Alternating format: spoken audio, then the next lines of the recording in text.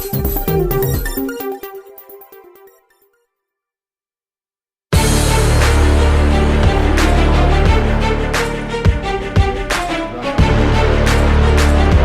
से चैत्र प्रतिपदा थी। 9 संवत्सर 2082 शुरू हो गया।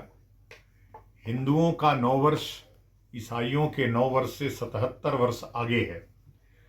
और हमारा जीवन भी, हमारी सोच भी हजारों वर्ष आगे है। जब दुनिया के पास ज्ञान नहीं था तो हमने दुनिया को वेद के माध्यम से ज्ञान दिया और उसी ज्ञान से निकल करके विज्ञान बना।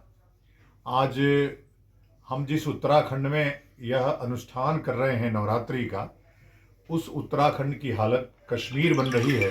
मैं लगातार इस पे काम कर रहा हूँ। तो मैं ये आज तय किया था पहले से कि आज के दिन नवरात्रि में 3 संकल्प लूँगा। वह 3 संकल्प हमने माँ शांभवी को साक्षी मान करके लिया है।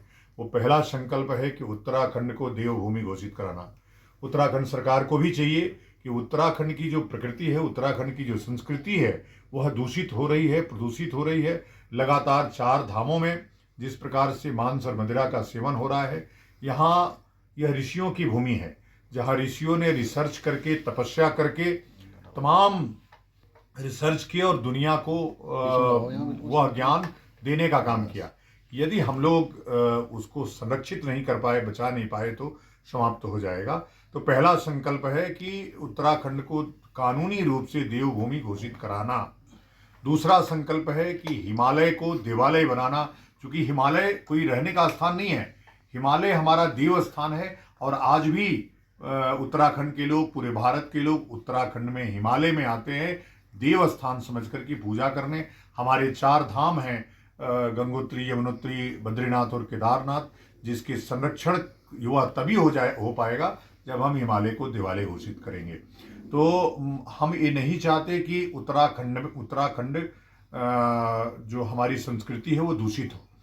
तो लगातार ये प्रयास चल रहा है, अन्य लोग भी इसका प्रयास कर रहे हैं, लेकिन अब यह संकल्प का समय है, कानून बनाने का समय है। और उत्तराखंड सरकार तत्काल इस पे कानून बना करके कि उत्तराखंड देवभूमि है और उसमें मांस, मदिरा और गैर हिंदुओं का प्रवेश अभी हमने टाल दिया है। अब उसको निवास पे ले आए हैं कि मांस, मदिरा और गैर हिंदुओं का निवास तत्काल प्रतिबंधित किया जाए, ताकि उत्तराखंड का संरक्षण हो सके। यदि हम ये नहीं कर पाए तो आने वाले 5 वर्षों में उत्तराखंड बच नहीं पाएगा। इस्लाम भूमि हो जाएगा, रोहिंग्या भूमि हो जाएगा, अपवित्र भूमि हो जाएगा, गाय कटेगी यहाँ पे, और मांस, मदिरा तो लगातार चल ही रहा है, आप देख रहे हैं। तो इसलिए मैं उत्तराखंड के मुख्यमंत्री से आग्रह करता हूँ, अपेक्षा करता हूँ कि वो इस कानून को बनाएंगे, हिमालय को देवालय घोषित करेंगे। और तीसरा जो महत्वपूर्ण संकल्प लिया गया है कि भारत 2035 तक हिंदू राष्ट्र घोषित हो जाए।